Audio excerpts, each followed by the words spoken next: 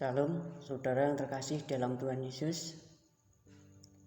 Mari kita mau belajar lagi tentang firman Tuhan yang terambil dari Yohanes pasal 17 ayat 1 sampai ayat 26.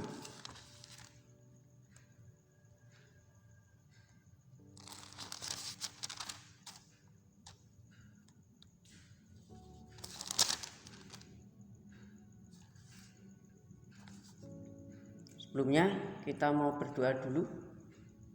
Terima kasih Bapa, kami ucap syukur atas segala berkat kasih karunia-Mu yang besar dalam hidup kami Tuhan. Ini hamba-Mu mau belajar lagi mengenai kebenaran firman-Mu Tuhan. Beri hati yang baru, beri pikiran yang baru, biar kami mampu mengerti apa yang Kau mau dalam hidup kami Tuhan melalui firman ini Tuhan.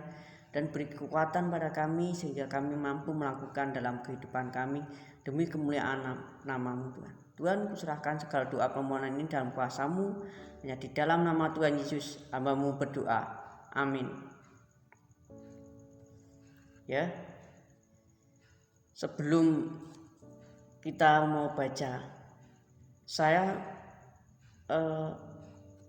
melihat dari perikop ini doa Yesus untuk murid-muridnya. Itu tuh saya merasa bangga punya Tuhan Yesus. Karena apa? Kita punya Tuhan yang sudah rela mati, kemarin diperingati untuk menebus dosa kita. Apalagi di sini perikopnya doa Yesus pada Dia mendoakan kita sebagai orang percaya. Walaupun dalam perikop ini murid-muridnya, tapi nanti akan dijelaskan lebih lanjut bahwa tidak sekedar murid-muridnya, tapi semua orang yang percaya melalui pemberitaan firman Tuhan melalui murid-muridnya tersebut. Jadi tidak ada alasan lagi kita itu menolak Tuhan. Jadi seharusnya kita bangga, seharusnya kita lebih yakin, lebih percaya, menyerahkan hidup kita pada Tuhan Yesus. Mari kita baca dulu ayatnya. Di sini saya tidak akan membaca semuanya, tapi saya akan membaca melalui ayat yang ke-15 sampai ke-24.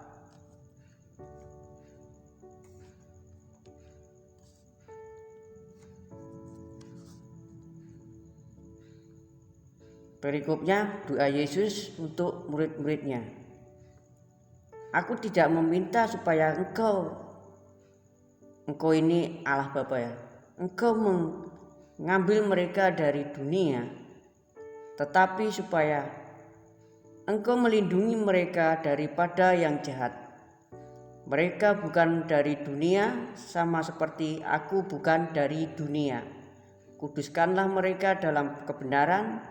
Firman-Mu adalah kebenaran, sama seperti Engkau telah mengutus aku ke dalam dunia, demikian pula aku telah mengutus mereka ke dalam dunia, dan aku menguduskan diriku bagi mereka supaya mereka pun dikuduskan dalam kebenaran. Dan bukan untuk mereka ini saja aku berdoa, tetapi juga untuk orang-orang yang percaya kepadaku oleh pemberitaan mereka, supaya mereka semua menjadi satu, sama seperti Engkau ya Bapa di dalam aku dan aku di dalam Engkau, agar mereka juga di dalam kita, supaya dunia percaya bahwa Engkau yang telah mengutus aku. Dan aku telah memberikan kepada mereka kemuliaan yang Engkau berikan kepadaku, supaya mereka menjadi satu sama seperti Engkau adalah satu. Aku di dalam mereka dan Engkau di dalam aku, supaya mereka sempurna menjadi satu, agar dunia tahu bahwa Engkau yang telah mengutus aku dan bahwa Engkau yang mengasihi mereka, sama seperti Engkau mengasihi aku. Ya Bapa, aku mau supaya di mana aku pun berada, mereka juga berada bersama-sama dengan aku. Mereka yang telah Engkau berikan kepadaku, agar mereka memandang kemuliaanku yang telah Engkau berikan kepadaku, sebab Engkau telah mengasihi aku sebelum dunia dijadikan. Ya Bapa yang adil, memang dunia tidak mengenal Engkau, tetapi aku mengenal Engkau, dan mereka ini tahu bahwa Engkau yang telah mengutus aku, dan aku telah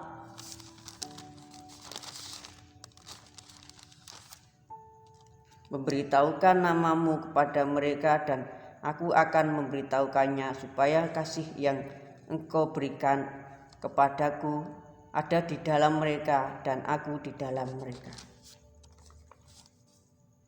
Jadi itu perikopnya, ya isi-isinya tentang doa Yesus. Ini doa yang bukan main-main. Yesus sendiri yang berdoa buat pada waktu itu murid-muridnya, ya, buat murid-muridnya. Tapi di sini Yesus tidak berdoa sekedar buat murid-muridnya. Di ayat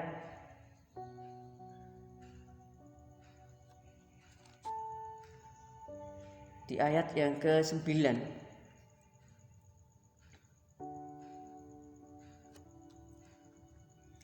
aku berdoa untuk mereka, bukan untuk dunia. Aku berdoa tetapi untuk mereka yang telah Engkau berikan kepadaku, sebab mereka adalah milik-Mu. Jadi kita itu milik Tuhan Yesus. Kita itu milik Allah Bapa. Di sini Tuhan Yesus berdoa sendiri kepada Allah Bapa, dan itu doa yang bukan main-main. Kalau Ricky mendoakan saya, ya memang kita punya iman untuk dikabulkan, tapi untuk terkabulnya atau tidak kita tidak tahu. Tapi kalau di sini Yesus sendiri yang berdoa pada Bapaknya yang mengutus dia. Dia yang memberi kuasa. Apa bukan main-main doa itu? Itu tidak main-main doa. Yang pasti doa-doa itu terkabul. Dan doa itu juga, isi doa-doa itu juga luar biasa. Di sini doanya apa? Supaya kita diangkat menjadi satu. Seperti Tuhan Yesus dan Allah Bapa, kita bagian mereka. Di situ juga diceritakan apa? Kita dan Yesus bukan berasal dari dunia, tetapi kita masih ada di dalam dunia untuk mengerjakan pekerjaan-pekerjaan yang seperti Yesus kerjakan, yang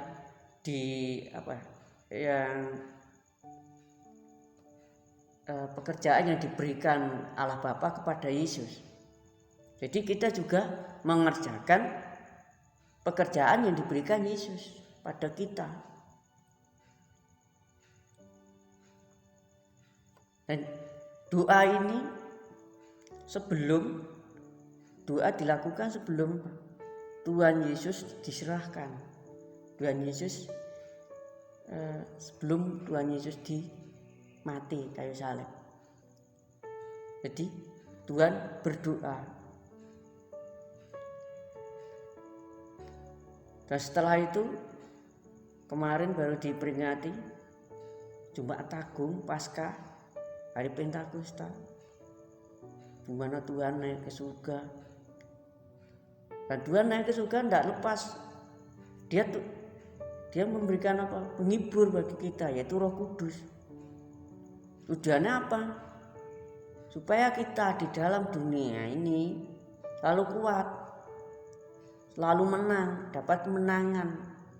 Walaupun dunia membenci kita, karena kita bukan berasal dari dunia, Kita ini sudah dipilih, kita itu sudah ditetapkan. Itu di ayat-ayat kemarin ya. Jadi kita itu milik Allah. Harusnya kita bangga menjadi orang Kristen, menjadi orang percaya. Karena apa? Kita itu diangkat menjadi sama seperti Kristus, seperti Allah Bapa. Kita mendapatkan kehidupan yang kekal.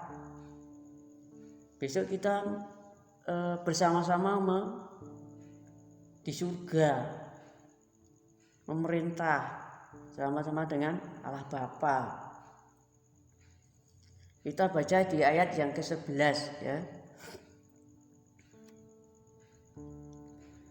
Dan aku tidak ada lagi di dalam dunia, tetapi mereka masih ada di dalam dunia, dan aku datang kepadamu ya Bapa yang kudus, peliharalah mereka dalam namamu, yaitu namamu yang telah engkau berikan kepadaku, supaya mereka menjadi satu sama seperti kita. Nah, kita itu diangkat agar kita sama seperti Allah Bapa, seperti Yesus itu sendiri.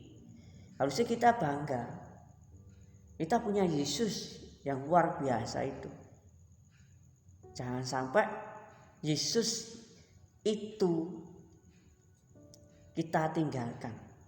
Itu kesalahan yang sangat besar. Banyak sekali dalam kehidupan ini kita seringkali meninggalkan Tuhan Yesus. Meninggalkan Tuhan Yesus itu tidak harus dari Kristen ke Islam, bukan. Ya itu lebih parah lagi kalau itu. Tapi bukan itu. Dalam keadaan-keadaan tertentu kita seringkali meninggalkan Yesus. Dengan apa? Dengan pemikiran-pemikiran kita. Dengan harta benda kita lupa bahwa kita punya Yesus yang lebih besar.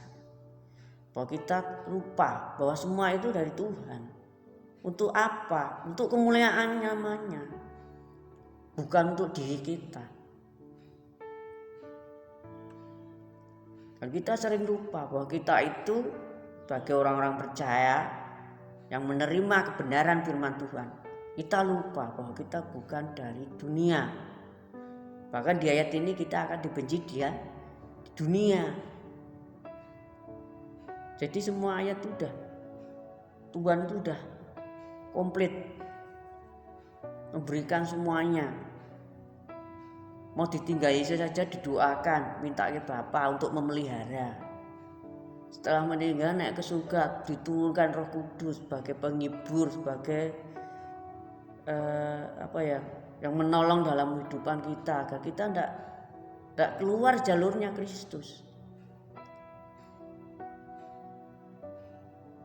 Apa kita tidak umat-umat yang luar biasa, kita diangkat menjadi satu seperti Kristus dan seperti Allah Bapa. Maka di sini disebut seperti kita itu Yesus dan Allah Bapa, sama seperti itu. Jadi saudara-saudara yang terkasih ya, dari perikop ini kita sudah jelas sekali bahwa kita bukan orang-orang yang biasa, tapi kita orang-orang yang luar biasa. Hargai apa yang Tuhan berikan, kita wajib bersyukur. Jangan meninggalkan Tuhan. Mari kita kembali pada Tuhan yang memang merasa kita sudah meninggalkan. Terima kasih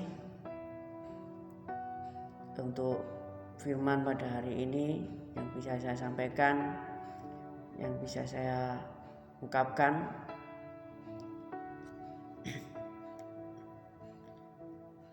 Biarlah firman ini mengubah hidup kita menjadi lebih benar, kita menjadi lebih bagus, karena kita punya Tuhan Yesus yang luar biasa. Amin.